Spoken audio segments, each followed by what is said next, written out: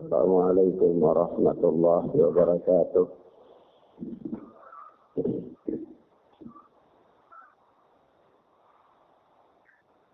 Alhamdulillah hamdan katsiran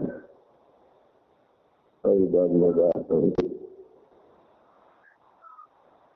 kama yuhibbu rabbuna wa yarda. Asyhadu an la ilaha illallah wahdahu la syarika lah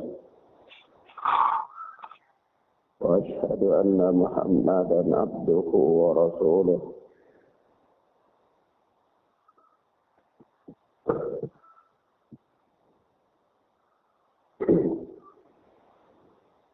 Sallallahu alaihi wa ala alihi wa ashabihi wa man tabi'ahum bi ihsanin ila yaumiddin. Amma ba'd. Ikhwan wa akhwat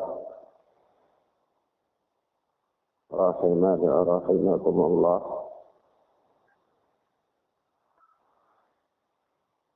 Kita lanjutkan pelajaran kita dengan kitab Syarh Sunnah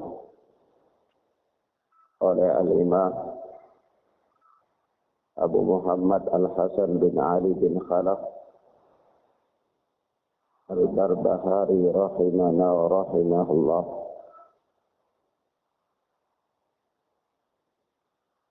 Kita kemarin telah sampai pada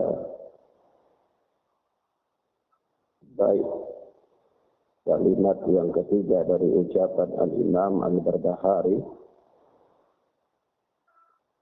yaitu wal asasul ladzi tubna alaihi al-jamaah ashabu Muhammadin sallallahu alaihi wasallam wa rahimahumullahu ajma'in. Prinsip atau dasar yang al-jamaah dibangun di atasnya adalah para sahabat Nabi sallallahu alaihi wasallam wa rahimahumullahu ajma'in. Naam. Wa hum ahlu sunnati wal jamaah.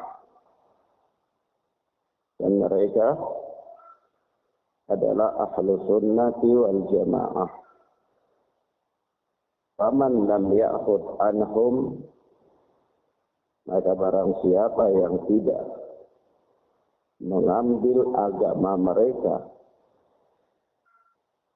tidak mengambil agamanya dari mereka, yakni tidak beragama dengan agama yang diwarisi oleh Rasulullah lalu dibawa oleh para sahabat, maka faqad dhalla wabtada'a, sungguh dia telah sesat dan berbuat bid'ah. Wa kullu bid'atin dhalalatun wa dhalalatu wa ahluha finnar. Dan setiap bid'ah itu adalah sesat, dan kesesatan beserta pelakunya finnar, diancam oleh Allah dengan neraka. Nah, maka ikhwan, kita lihat apa itu al-jamaah. Baik, al-jamaah itu apa?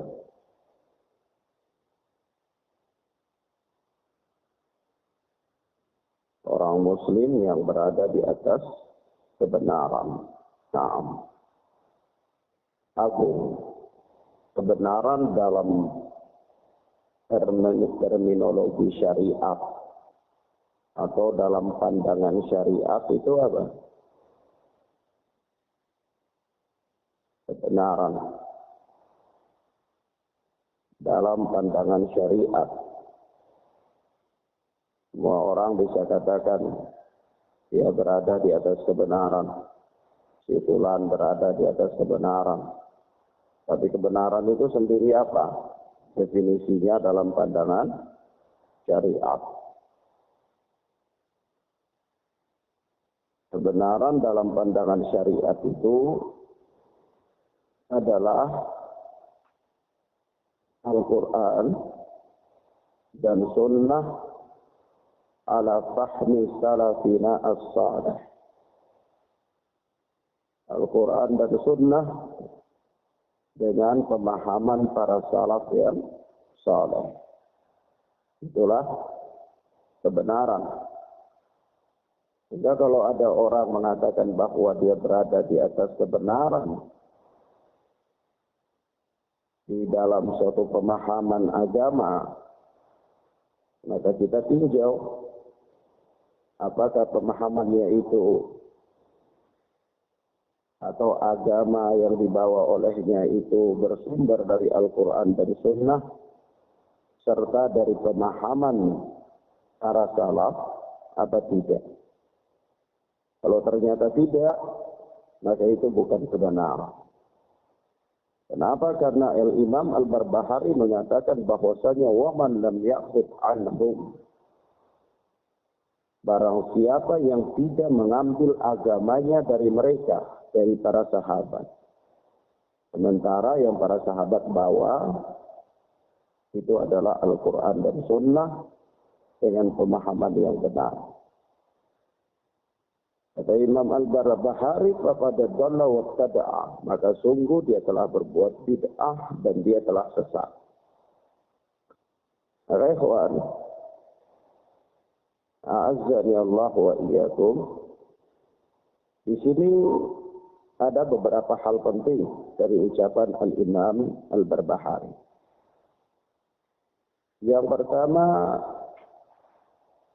Al-Imam Al-Barbahari menjelaskan kepada kita bahwa fondasi al-jamaah. Kalau ada ucapan sebelumnya, Al-Imam Al-Barbahari menyatakan famina sunnati luzumul jamaah. Di antara sunnah itu adalah konsisten dengan al-jamaah. Maka pada poin ini Al-Imam Al-Barbahari menjelaskan kepada kita apa fondasi al-jamaah itu. Apa prinsip dasar yang al-jamaah dibangun di atasnya. Maka kita katakan sebagaimana yang beliau terangkan di sini, yaitu hum ashabu Muhammadin sallallahu alaihi wasallam wa rahimahumullahu ajma'in. Fondasi al-jamaah itu adalah para sahabat. Para sahabat Nabi sallallahu alaihi wasallam. Maka kita beri catatan sebagaimana datang dalam riwayat-riwayat yang sahih bahwa generasi yang mendapatkan jaminan keselamatan dari umat ini ada 3 generasi, yaitu generasi para sahabat, kemudian generasi yang datang setelah para sahabat yang belajar dan mengambil ilmu dari para sahabat yang dinamakan dengan at-tabi'in. Kemudian yang ketiga adalah generasi yang datang setelah at-tabi'in, yaitu adalah atba'ut tabi'in atau tabi'at tabi'in, orang-orang yang mengikuti para tabi'in. Jadi sahabat, murid-murid sahabat, kemudian murid-murid sahabat yang namanya tabi'in, kemudian murid-murid tabi'in yang namanya tabi'at tabi'in. 3 generasi inilah yang dikenal dengan istilah qurunul mufaddalah. Al-Qurunul Mufaddalah. Jadi 3 generasi yang utama. 3 generasi yang mempunyai keutamaan. Yang Allah Subhanahu wa ta'ala telah menjaminkan keselamatan dan baiknya agama mereka di dalam surat At-Taubah ayat 100. Allah berfirman, وَالسَّابِقُونَ الْأَوَّلُونَ مِنَ الْمُهَاجِرِينَ وَالْأَنصَارِ وَالَّذِينَ اتَّبَعُوهُمْ بِإِحْسَانٍ رَضِيَ اللَّهُ عَنْهُمْ وَرَضُوا عَنْهُ. Orang-orang yang pertama dan awal dari kalangan muhajirin dan ansar, serta orang-orang yang mengikuti mereka dengan baik. Orang-orang yang mengikuti mereka dengan baik. Muhajir dan ansar itu sahabat. Kemudian orang-orang yang mengikuti sahabat dengan baik. Kata Allah, radhiyallahu anhum wa radu anhu. Allah ridha kepada mereka dan mereka pun ridha kepada Allah. Allah ridha kepada mereka dan mereka pun ridha kepada Allah tabaraka wa ta'ala. Maka dalam ayat ini Allah telah mengumumkan kepada kita tentang keridhaan Allah atas mereka. Dan tidak mungkin Allah meridai orang-orang yang menyimpang. Tidak mungkin Allah meridai orang-orang yang berada di atas kesesatan. Sebab itu dalam ayat yang lain Allah Subhanahu wa ta'ala berfirman, "Man yushaqiqir rasula min ba'di ma tabayyana lahul huda wa yattabi' ghayra sabilil mu'minin nuwallihi ma tawalla wa nuslihi jahannam wa sa'at masira." Kata Allah, barang siapa yang mendurhakai Rasul, man yushaqiqir rasula min ba'di ma tabayyana lahul huda. Barang siapa yang mendurhakai Rasul setelah datang atau setelah jelas petunjuk baginya. Wa yattabi' ghayra sabilil mu'minin. Dan dia mengikuti jalan yang lain selain daripada jalan orang-orang yang beriman. Jalan orang-orang yang beriman di sini adalah jalan para sahabat ridwanullahi alaihim ajma'in. Jadi dia mengikuti jalan selain daripada jalan para sahabat. Maka apa? Nuwallihi ma tawalla. Kami biarkan dia dalam kesesatannya, merasa nikmat dalam kesesatannya.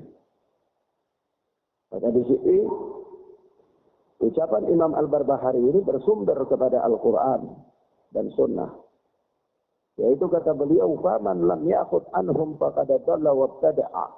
Barang siapa yang tidak mengambil agamanya dari para sahabat, maka dia telah sesat dan berbuat bid'ah. Maka Allah mengatakan di sini, "Wa yattabi ghaira sabilil mu'minin nuwallihi ma tawalla." Barang siapa yang mengikuti jalan yang lain selain daripada jalan orang-orang yang beriman, jalan para sahabat, maka kami akan biarkan dia leluasa dalam kesesatannya. Wa nuslihi jahannam, dan kami akan masukkan dia ke dalam jahannam. Itu kata Allah Subhanahu wa ta'ala. Nah, dan inilah generasi yang terbaik dari umat ini. Kemudian apa? Kata beliau, sekali lagi kita katakan bahwasanya hakikat daripada al-jamaah itu adalah orang-orang yang berada di atas kebenaran. Maka siapa saja yang berada di atas kebenaran, maka dia adalah al-jamaah. Maka al-jamaah tidak terikat dengan kuantitas, dengan banyaknya jumlah. Siapa saja yang berada di atas kebenaran atau sedikit ataupun banyak, maka dia adalah al-jamaah. Karena dia beral-jamaah dengan al-haq. Dengan orang-orang yang telah mendahulunya, yang berada di atas al-haq. Sebab itu Allah berfirman dalam surat Al-Hasyr ayat yang ke-10. وَالَّذِينَ جَاءُوا مِنْ بَعْدِهِمْ يَقُولُونَ رَبَّنَا اغْفِرْ لَنَا وَلِإِخْوَانِنَا الَّذِينَ سَبَقُونَا بِالْإِيمَانِ. Dan orang-orang yang datang setelah mereka, yakni setelah para sahabat, yaquluna, mereka berdoa, Rabbana ighfir lana wa li ikhwanina alladhina sabaquna bil iman. Ya Tuhan kami, ampunilah kami dan saudara-saudara kami yang telah mendahului kami dengan keimanan. Siapa yang mendahului kita dengan keimanan? Para sahabat. Yang telah pertama-tama beriman dari kalangan umat ini adalah para sahabat. Naam. Wala taj'al fi qulubina ghilla, dan janganlah engkau jadikan pada hati kami itu ada kebencian terhadap mereka, lilladzina amanu, terhadap orang-orang yang telah beriman itu, yakni para sahabat. Naam. Di sini pun adalah dalil tentang baiknya agama para sahabat. Sehingga Allah mengajarkan orang-orang yang datang setelah para sahabat untuk berdoa, memintakan ampunan untuk diri mereka dan untuk diri para sahabat.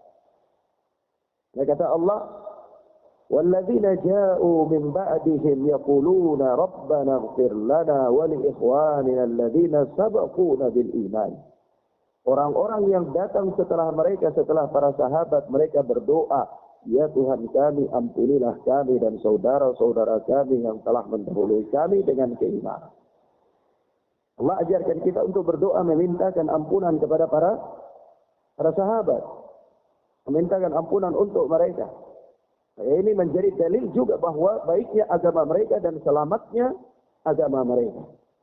Maka dari itu kita berdoa kepada Allah untuk mereka. Nah, dan Rasulullah sallallahu alaihi wasallam pun ketika ditanya tentang mereka, ketika Rasulullah sallallahu alaihi wasallam menjelaskan tentang perpecahan umat, yaitu bahwa agama ini orang-orang Yahudi akan berpecah belah menjadi 71, orang-orang Nasara menjadi 72, orang-orang Islam akan berpecah belah menjadi 73. Lebih banyak dari Yahudi dan Nasara. Kemudian Sintani wa sab'ina finnar, 72 golongan itu diancam dengan neraka, wa wahid al-jannah, satu saja ya dijaminkan dengan surga. Maka para sahabat bertanya, siapa mereka? Rasulullah sallallahu alaihi wasallam, hum man kana ala mithli ma ana alaihi al-yawma wa ashabi. Mereka adalah orang-orang yang berada di atas agama seperti apa yang aku dan para sahabatku berada di atasnya hari ini. Ya. Jadi ini menunjukkan juga kepada kita tentang baiknya agama para sahabat. Ridwanullahi alaihim ajma'in.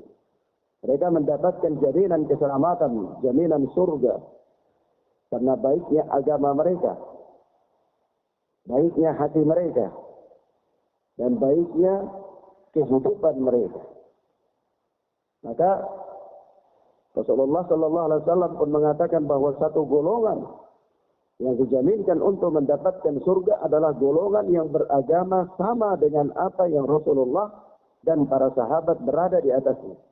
Nah, sebab itu kata Ibnu Mas'ud ketika ditanyakan apa itu al-jamaah, kata beliau, ma wafaqal haqqa in kunta wahdaka. Apa-apa yang sesuai dengan kebenaran walaupun engkau sendiri. Apa-apa yang sesuai dengan kebenaran walaupun engkau sendiri. Maka telah sahih atsar dari Abu Bakar As-Siddiq radhiyallahu taala anhu bahwa kalaulah di sebuah negeri seluruh manusia tenggelam dalam kebid'ahan, mereka beragama dengan agama yang tidak dibawa oleh Rasulullah dan para sahabat, lalu hanya engkau seorang diri yang berpegang dengan agama yang dibawa oleh Rasulullah dan para sahabat, maka engkaulah yang dimaksudkan dengan al-jamaah. Engkaulah yang dimaksudkan dengan al-jamaah. Maka sekali lagi kita katakan bahwa al-jamaah tidak dilihat dari kuantitas. Tidak dilihat dari kuantitas. Nah, yang kedua, dari ucapan Al-Imam Al-Barbahari ini beliau mengatakan wahum ahlu sunnati wal jamaah. Para sahabat itu mereka adalah ahlu sunnati wal jamaah. Jadi mereka imamnya ahlu sunnati wal jamaah. Maka ikhwan, nanti kita mungkin bertanya atau kita katakan, kapan muncul istilah ahlu sunnati wal jamaah? Di zaman para sahabat tidak dikenal istilah ahlu sunnati wal jamaah. Ahlu sunnati wal jamaah adalah istilah atau secara bahasa pengertiannya orang-orang yang berpegang teguh dengan sunnah Rasulullah dan mereka itu berjamaah. Jadi mereka bersatu di atas Al-Quran dan sunnah. Sudah kita kenal istilah ahlu sunnati wal jamaah di zaman para sahabat. Jadi kita katakan na'am, istilah ini tidak dikenal di zaman Rasulullah dan para sahabatnya. Kenapa? Karena semua kaum muslimin ketika itu adalah berada di atas al-haq, jamaah kaum muslimin, dan tidak ada jamaah-jamaah yang lain. Tidak ada jamaah-jamaah yang lain. Nanti ketika munculnya berbagai macam kelompok menyimpang di umat ini, pada zaman tabi'in, seperti munculnya kelompok khawarij. Kalau zaman sekarang namanya kelompok radikal. Munculnya kelompok khawarij. Munculnya syiah, rafidah. Ya. Kemudian munculnya qadariyah. Paham qadariyah. Yang menolak takdir Allah. Lalu lawan dari qadariyah, yakni jabariyah. Dan kemudian murji'ah. Kelompok yang mengatakan iman manusia tidak naik dan tidak turun. Iman itu stabil saja. Melakukan maksiat tetap iman sama, melakukan ketaatan tetap iman sama. Sebab itu iman iblis dengan iman malaikat sama saja. Karena iblis itu dia melakukan maksiat, imannya tetap sempurna. Malaikat pun melakukan ketaatan, imannya juga tetap sempurna. Ini adalah kelompok murji'ah. Yang muncul kelompok-kelompok sesat yang seperti inilah, maka kemudian muncul istilah ahlu sunnati wal jamaah. Untuk membedakan orang-orang yang berada di atas al-haq dari orang-orang yang berada di atas kelompok yang menyimpang.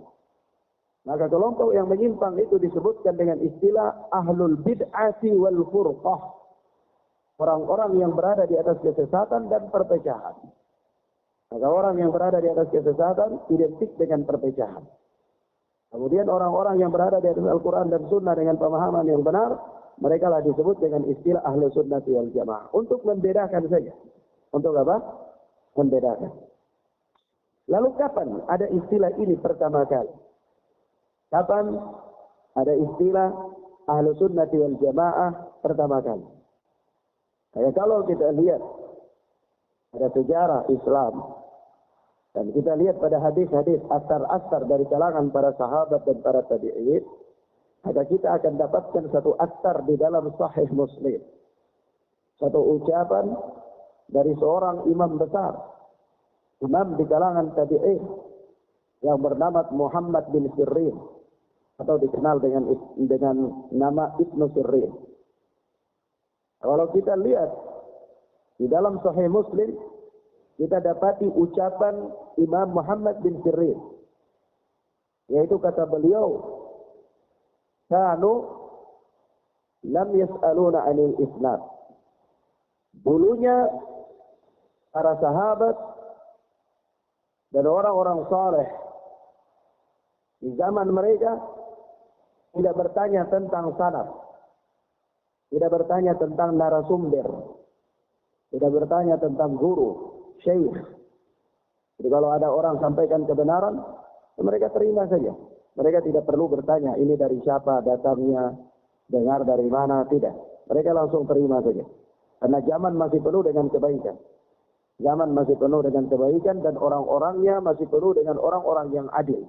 Orang-orang yang adil. Tapi ketika terjadi fitnah demi fitnah, kesesatan demi kesesatan, falamma waqa'atil fitnah, tatkala terjadinya fitnah, kesesatan, dan fitnah yang terjadi pertama kali di zaman Ibnu Sirin ini adalah fitnah Khawarij. Fitnah kelompok pemberontak. Ya. Naam. Lalu apa kata Imam Hasan al-Basri? Kata Imam Muhammad bin Sirin, falamma waqa'atil fitnah, tatkala terjadinya fitnah, qalu sammu lana rijalakum. Para ulama pun mulai berkata, sebutkan kepada kami siapa rijal-rijal kalian. Siapa narasumber-narasumber kalian. Jadi kalau ada orang sampaikan ilmu agama, mereka tanya. Ada orang sampaikan hadis, ada orang sampaikan asar, mereka tanya. Dari siapa? Dari siapa? Sebutkan namanya, itu siapa yang menyampaikan. Begitu. Mereka sudah mulai selektif. Kenapa? Supaya apa? Supaya tidak mengambil ilmu dari sumber yang salah. Kenapa? Karena para Ruwaibidah pun sudah mulai berbicara. Jangan sampai dia mengambil riwayat ini dari Ruwaibidah. Dia mengambil riwayat dari ahli bid'ah. Ketika orang menyampaikan riwayat, menyampaikan hadis, mereka katakan semulana rijalakum. Sebutkan kepada kami siapa narasumber kalian, siapa guru-guru kalian, siapa orang yang menyampaikan berita tersebut. Falamma nadharu, maka tatkala mereka melihat ila ahli sunnah, kalau ternyata yang menyampaikan riwayat itu ahlu sunnah, maka apa? Mereka menerima riwayat tersebut. Kalau mereka melihat kepada ahli bid'ah, maka mereka tidak menerima riwayat tersebut. Maka dari ucapan ini yang menjadi sisi pendalilan bagi kita, bahwa istilah ahli sunnati wal jamaah ini telah dikenal di zamannya Muhammad bin Sirin. Dari ucapan beliau ini. Yang tersebut di dalam Sahih Muslim. Ya. Nah, maka istilah ahli sunnah itu dikenal di zaman Muhammad bin Sirin, yaitu zaman tabi'in, zaman murid-muridnya para sahabat. Nah, zaman murid-muridnya para sahabat. Baik. Kemudian yang berikut di sini, Imam Al-Barbahari mengatakan bahwa siapa yang tidak mengambil agamanya dari mereka, dari para sahabat yang merupakan sumber ahlu sunnati wal jamaah, dia adalah sesat dan berbuat bid'ah. Maka, apa itu bid'ah? Bid'ah itu secara bahasa adalah sesuatu yang diada-adakan. Sesuatu yang diada-adakan, dikarang-karang oleh manusia. Mereka katakan ini agama, ini ibadah, tetapi tidak ada sumbernya. Itulah yang namanya bid'ah. Kalau kita tanya, apa dalilnya dari Al-Quran? Tidak ada. Apa dalilnya dari Sunnah? Tidak ada. Inilah bid'ah namanya. Jadi dia beragama dengan sesuatu yang tidak ada sumbernya. Dia mengada-ngada saja dalam agama. Maka ini namanya bid'ah. Ada kawan? Bid'ah itu bahayanya bid'ah itu, amalan bid'ah itu tertolak. Tidak diterima oleh Allah. Seseorang melakukan amalan ibadah yang dibangun di atasnya bid'ah, atau amalan ibadah itu tidak bersumber dari Al-Quran dan Sunnah dengan pemahaman yang benar, maka tertolak ibadah tersebut. Dia tidak mendapatkan manfaat. Kenapa? Karena Rasulullah Sallallahu alaihi wasallam bersabda dalam hadis yang diriwayatkan oleh Imam Bukhari dan Muslim, dalam sahih keduanya dari Aisyah radhiyallahu taala anha. Kata Rasulullah, "Man amila amalan laysa alaihi amruna fahuwa raddun." Orang siapa yang beramal dengan suatu amalan yang tidak ada perintah kami atasnya, jadi tidak ada contoh dari kami, fahuwa raddun, maka amalan itu tertolak. Amalan itu tertolak. Jadi orang beramal dengan amalan bid'ah itu sia-sia. Sia-sia. Dia tidak mendapatkan apa-apa. Kenapa? Karena Rasulullah mengatakan amalannya tertolak. Dia beribadah dengan sesuatu yang tidak diajarkan oleh Allah dan Rasulnya. Maka bagaimana bisa diterima? Kalau dalam ilmu dunia saja, sesuatu yang KW, yang palsu, itu tidak akan diterima di pasaran. Bahkan akan ditolak oleh pihak yang memproduksi. Begitu dalam agama. Kalau ada sesuatu yang direkayasa, yang tidak bersumber dari Al-Quran dan Sunnah, maka juga demikian ditolak oleh Allah. Karena itu bukan agamanya Allah. Kalau agamanya Allah itu apa-apa yang datang dari Allah, yang dibawa oleh Nabi Muhammad SAW, yang dipelajari dan diamalkan dan serta diwarisi oleh para sahabat ridwanullahi alaihim ajma'in. Maka Rasulullah mengatakan, man amila amalan laisa alaihi amruna fahuwa raddun. Barang siapa yang beramal dengan suatu amalan yang tidak ada contohnya dari kami, maka amalan itu tertolak, kata Rasulullah. Begitupun beliau mengatakan dalam hadis yang lain, man ahdatsa fi amrina hadza ma laisa minhu fahuwa raddun. Barang siapa yang mengada-ada, barang siapa yang membuat-buat dalam urusan kami ini, itu dalam urusan agama, ma laisa minhu, apa-apa yang bukan agama, fahuwa raddun, maka dia tertolak. Ya, tertolak. Tidak diterima oleh Allah Subhanahu wa ta'ala. Nah, ada bid'ah secara umum ya, ikhwan. Itu terbagi menjadi dua. Ada bid'ah hakikiyah, ada bid'ah idhofiyah. Bid'ah hakikiyah itu adalah bid'ah yang sama sekali tidak ada sumber pendalilannya. Tidak ada asalnya. Tiba-tiba saja seorang dia karang suatu ibadah. Tidak ada sumbernya sama sekali. Ini bid'ah hakikiyah.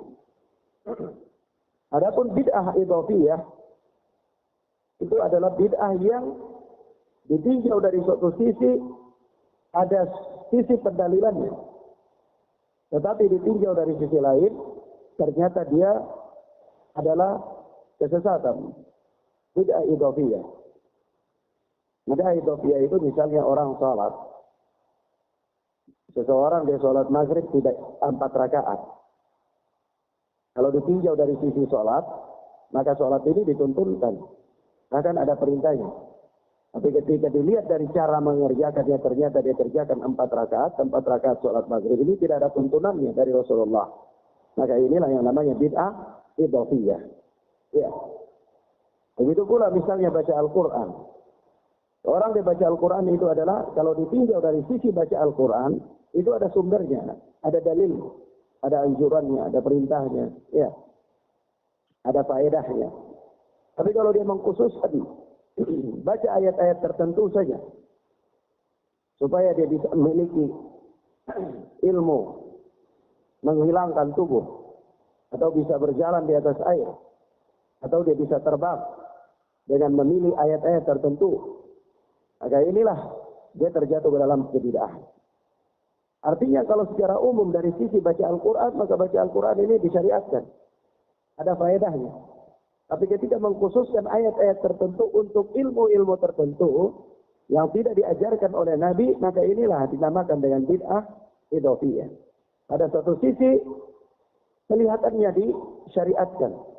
Tapi ketika kita melihat cara melakukannya, atau waktu melakukannya, maka dia tidak bersumber dari Rasulullah Sallallahu Alaihi Wasallam. Maka inilah yang namanya bid'ah idhofiyah. Bid'ah idhofiyah. Misalnya adzan disyariatkan. Disyariatkan. Dari satu sisi adzan ini disyariatkan. Tapi ketika misal seseorang dia mau keluar rumah dia adzan, maka inilah yang namanya bid'ah idhofiyah. Kenapa? Cara pelaksanaannya itu tidak bersumber dari Nabi Sallallahu Alaihi Wasallam. Secara umum adzan disyariatkan, tetapi dia melakukan adzan bukan pada waktunya, bukan pada tempatnya. Maka inilah yang dinamakan dengan bid'ah idhofiyah. Ya, nah, dan umumnya kaum muslimin terjatuh dalam bid'ah idhofiyah. Sekilas amalan yang mereka lakukan itu ada sumbernya, Tapi ketika kita melihat pada tempat mereka melakukannya, cara mereka melakukannya, maka ternyata tidak pernah diajarkan oleh Nabi Shallallahu Alaihi Wasallam. Maka inilah yang dinamakan dengan bid'ah idhafiyah. Naam. Tetapi apa kata Nabi? Kullu bid'atin dolalah. Setiap bid'ah itu sesat. Apakah bid'ah hakikiyah, apakah bid'ah idhafiyah, semuanya sesat. Semuanya apa? Sesat. Menyimpang. Naam. Wallahu a'lam bis-shawab. Kemudian apa bid'ah? Dan pelakunya diancam dengan neraka. Ucapan Imam Al-Barbahari ini bersumber pada hadis Nabi Shallallahu Alaihi Wasallam, wa iyyakum wa muhdatsatil umur. Hati-hatilah kalian dari perkara-perkara yang baru. Fa inna kulla muhdatsatin bid'ah, karena setiap perkara yang baru itu namanya bid'ah, wa kulla bid'atin dhalalah, dan setiap bid'ah itu sesat. Kata Imam Al-Barbahari rahimana wa rahimahullah. Adapun apa itu bahaya bid'ah? Bid'ah itu mempunyai bahaya banyak sekali. Maka insyaallah taala itu membutuhkan pembahasan khusus untuk kita sebutkan bahaya-bahaya daripada bid'ah. Karena bid'ah adalah benalu dalam agama. Bid'ah adalah perusak agama. Kalaulah manusia ini sudah beragama dengan kebid'ahan, maka tatkala itu mereka tidak akan mengerti lagi tentang sunnah. Sampai nanti kalau bid'ah itu dirubah, mereka akan mengatakan orang-orang telah merubah sunnah, telah merubah agama. Padahal yang mereka lakukan itu bukan agama, bid'ah. Nah, itulah bahayanya kebid'ahan. Sebab itu telah tersebut di dalam ucapan seorang imam yang bernama Hasan bin Atiyah. Dia berkata bahwasanya mabtada'a qaumun bid'atan fi dinihim illa naza'allahu min sunnatihim mithlaha. Tidaklah suatu kaum itu mereka berbuat bid'ah dalam agama mereka, kecuali Allah akan mengangkat dari mereka sunnah yang semisal dengannya. Tsumma la yu'iduha ilaihim ila yaumil qiyamah. Kemudian sunnah itu tidak akan lagi dikembalikan kepada mereka sampai hari kiamat. Maka bid'ah itu mematikan agama. Orang yang beragama dengan bid'ah, dia akan membuat agama ini jadi mati. Kenapa bisa? Ya karena dia beribadah dengan sesuatu yang tidak diajarkan oleh Rasulullah. Maka nanti ajaran Rasulullah hilang. Kenapa? Karena orang sudah beramal dengan amalan yang tidak diajarkan oleh Rasulullah Sallallahu Alaihi Wasallam. Maka dari itu, para ulama sunnah, ahlul hadis, mereka bangkit untuk berdakwah, membenarkan dan membersihkan agama ini dari berbagai macam kebid'ahan. Mereka bangkit untuk menerangkan ini amalan-amalan yang tidak diajarkan oleh Nabi, dan ini amalan-amalan yang diajarkan oleh Nabi. Dan mereka mendakwakan umat supaya beramal dengan apa yang dilakukan dan diajarkan oleh Nabi Sallallahu Alaihi Wasallam, dan meninggalkan amalan-amalan yang tidak diajarkan oleh Nabi Sallallahu Alaihi Wasallam. Untuk apa? Untuk menjaga kemurnian agama ini. Kenapa? Karena agama yang mulia ini telah sempurna sejak zaman Rasulullah Sallallahu Alaihi Wasallam. Sebagaimana Allah berfirman, "Al-yawma akmaltu lakum dinakum." Hari ini aku telah sempurnakan bagi kalian agama kalian. Kata agama di zaman Rasulullah itu sudah sempurna. Agama yang diamalkan oleh para sahabat adalah agama yang sudah sempurna. Tidak membutuhkan penambahan dan tidak membutuhkan pengurangan. Maka orang-orang yang datang belakangan cukup bagi mereka untuk mencukupkan diri mereka dengan apa yang telah ada saja. Tidak perlu mereka tambah-tambah, rekayasa dalam agama. Dan tidak perlu pula mereka kurang-kurangi. Kenapa? Ketika mereka menambah dalam perkara agama, terjatuhlah mereka ke dalam kebid'ahan. Ketika mereka mengurangi dalam agama pun, terjatuhlah mereka ke dalam kebid'ahan. Agama ini sudah sempurna. Al-yawma akmaltu lakum dinakum. Hari ini telah aku sempurnakan bagi kalian agama kalian. Kata Allah Subhanahu wa ta'ala. Nah, baik. Demikian, ikhwan fillah, a'azzani Allah wa iyyakum. Ini beberapa hal yang bisa kita sampaikan pada kesempatan yang mubarakah ini. Mudah-mudahan bermanfaat bagi kita insyaallah taala. Wallahu taala a'lam bis-shawab. Hadana Allah wa iyyakum wa barakallahu fikum. Subhanakallahumma bihamdika asyhadu an la ilaha illa anta astaghfiruka wa atubu ilaik. Wassalamu alaikum warahmatullahi wabarakatuh.